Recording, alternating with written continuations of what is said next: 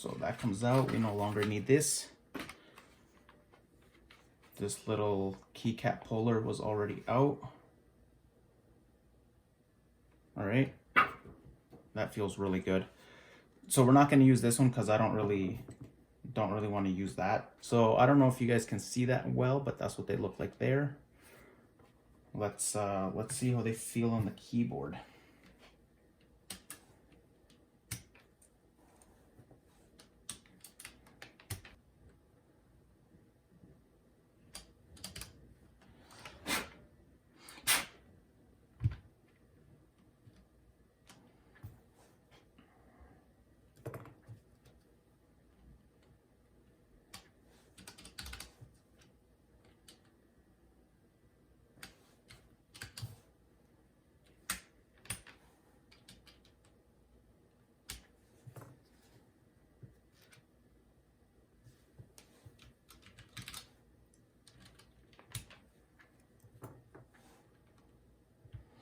I'm definitely not going to use all of them, just because I don't feel like there's a need for it.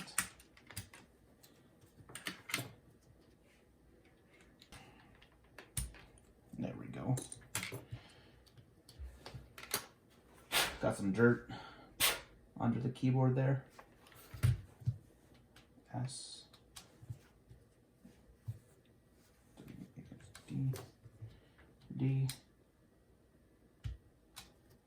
F.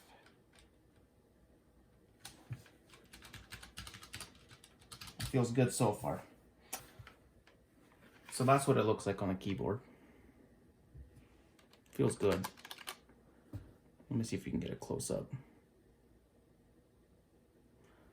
And let's see what it looks like with it plugged in.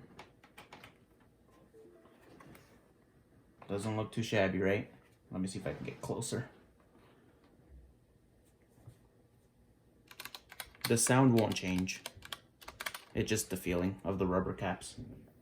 I'm not going to change the spacebar. I'm going to leave it blue, but for those of you that have been asking how to take the spacebar off, I've actually had a lot of comments on that. I will show you how I do it.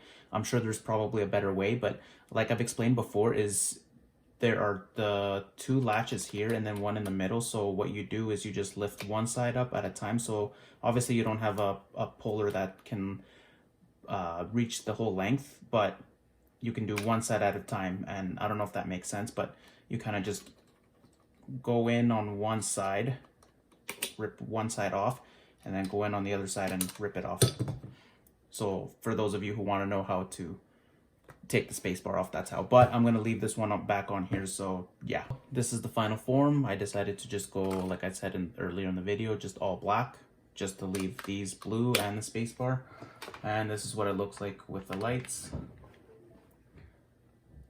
And I think for the backlight, I'm going to leave it as is, purple.